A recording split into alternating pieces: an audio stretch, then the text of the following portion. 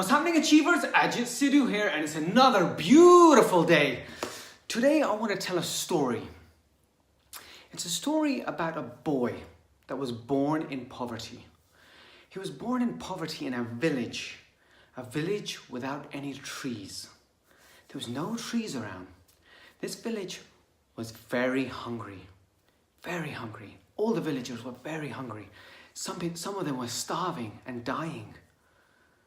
Now this boy lived with his mother and father, and there was a stream, a small little stream, a lake, where everyone from the village would go to fish every single day.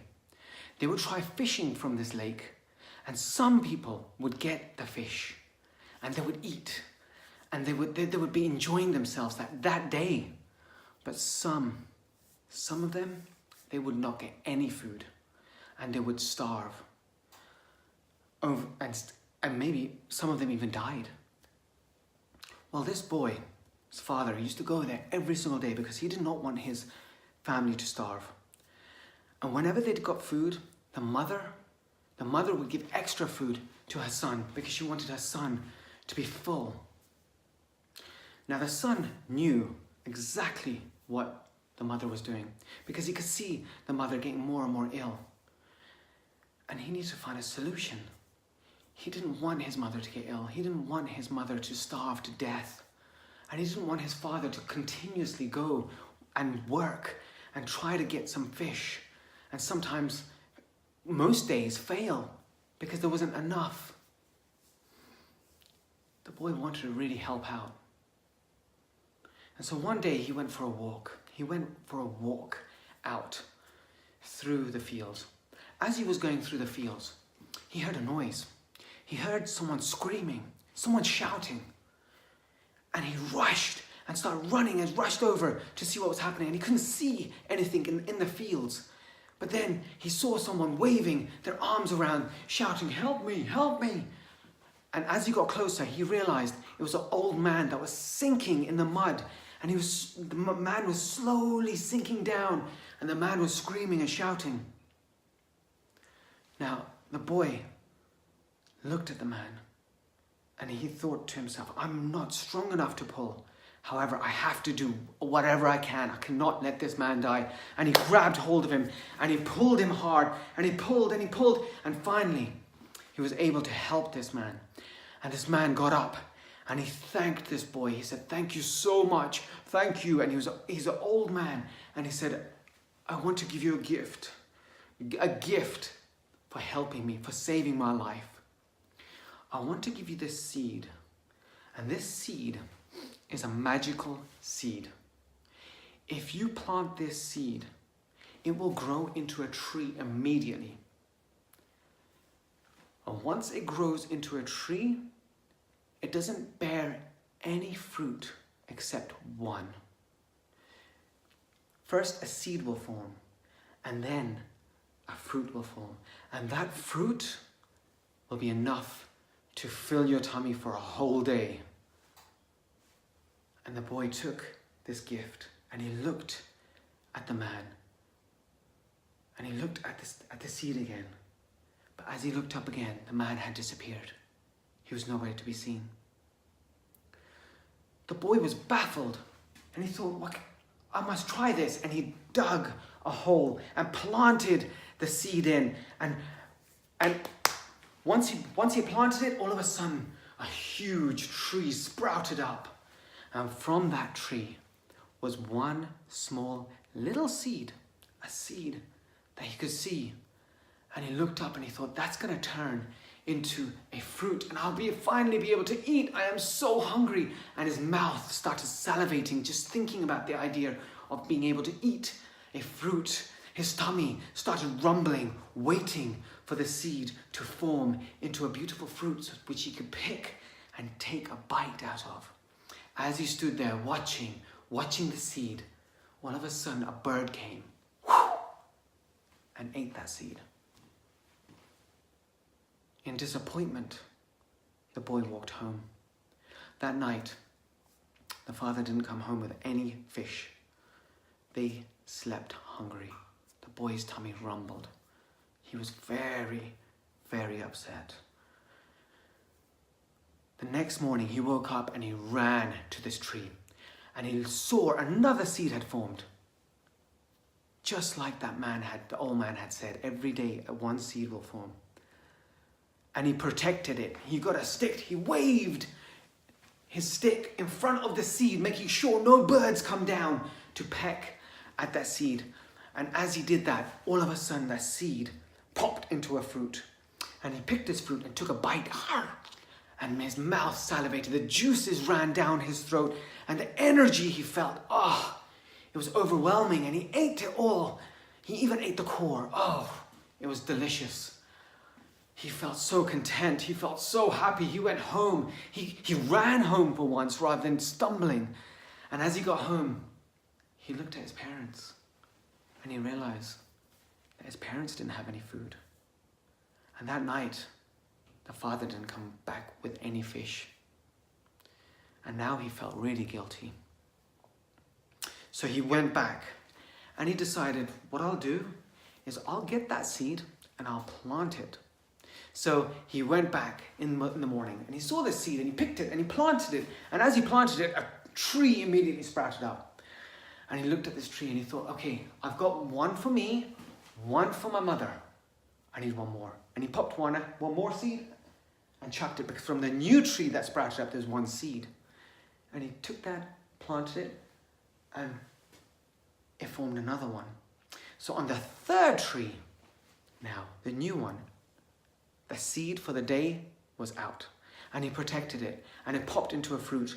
And because he had done this work of picking seeds and planting it, he decided, I'll eat this.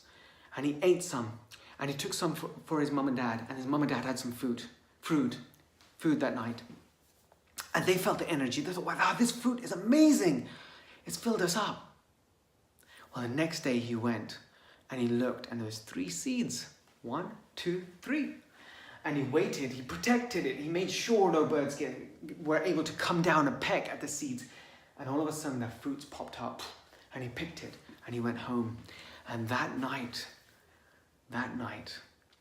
they had food.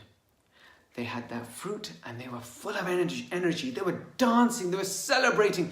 They couldn't believe how much energy they had from this fruit.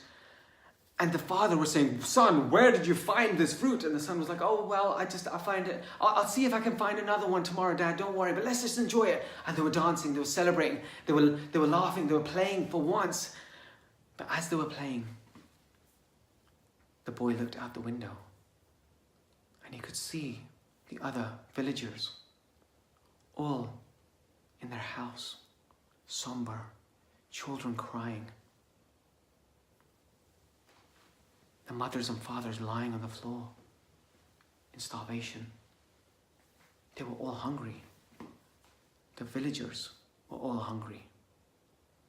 He realized there were children out there that were dying because they had no food that night. And he felt sad. He felt guilty. He had to solve this. He didn't know what to do. He was just about to shut the shutters and think, I've got my food. I don't need to care for anyone else now. But something inside of him wouldn't allow him. He opened the shutters again and stood there all night just watching the children crying, watching the mothers attending to their children and the mothers themselves having no food and no energy. The fathers trying to go out to find something, bringing leaves, bringing mud to feed to the children. Well, the boy set off on a journey back to his trees. He looked at his 3 trees and he said, enough is enough. I need to make a change now. And he took those 3 seeds that were on the tree for the day and he planted them. And they sprouted up immediately into 3 more trees. And he took those out and he planted it. The next day he came. So with those 3 seeds, he planted. The first day he planted those seeds, and he got 3. So it was 6. And from those new ones, he took them home for his family, for him to eat. But then, from those, he decided that he'll take them and start planting. And he started taking the 6 and he planted again, and there was 12. And then from the 12, the next day, he took the seeds and planted again. It was 24 trees. And then he planted again. And this time he wasn't taking anything back because he was just replanting it over and over again. So from the 24, he planted again the next day, which is 48 trees. And now he could see that a forest can be formed. And he kept doing this over and over again, but waiting to take the fruit. He didn't just start eating the fruit, he decided that he will wait. After 20 days, he had over 1 million trees and 1 million fruits. He picked them, he took them to the village, he gave them to everyone. Everyone that day had food, everyone had energy. The whole village lit up with energy. The parents didn't have to go out anymore to go looking for food because food came to them. The fruits they gained, they had. But not only that, because a whole forest had been formed, animals came, started living there.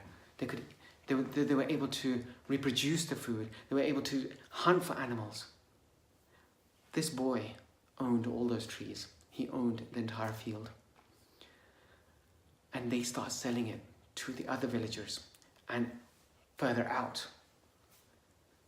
And he kept reinvesting it, reseeding it back. He became rich, one of the richest people. But not only that, because he thought of others and not himself, he saved the village and much more. This story is not just a story. This story is a story that I told my son at the age of 6. And it was an accumulation of everything that I've learned. And if you re-listen to this story, it's one of the biggest secrets that I've learned. And I'm giving it out to you.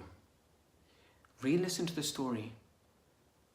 Because this story is how millionaires are made, how billionaires are made, how riches are made, how intelligence is done. It's the art of compounding.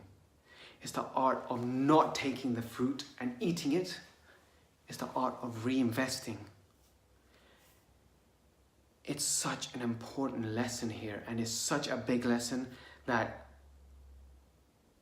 I wanted to be able to serve you all well. Because through this story, when you listen to it again, the fruit is what we get every single day. It could be our intelligence, our what we're doing during the day, what we're reading during the day. It could be money. It could be anything that we have. But if we reinvest it in ourselves, but in the thought of saving others, or serving others, or adding value, then the world opens up and is limitless. It's endless. That boy could have shut the shutters at any time and just thought of his own immediate family. But he didn't. He opened the shutters and he looked out and he carried on looking all night. And he solved the problem on how he could add value, how he could save lives, how he could serve. And he served by being the one that he ate last. He gave to everyone. And that's a huge concept. It's a very deep concept, and it's one of my most powerful stories because it's my life's work all compiled in one story. And if you re-listen to this over and over again, you can achieve anything. Keep achieving, keep adding value, and I hope this story does serve you well. I love you guys, and just remember, we're just one idea away from changing the future. Take care. Bye.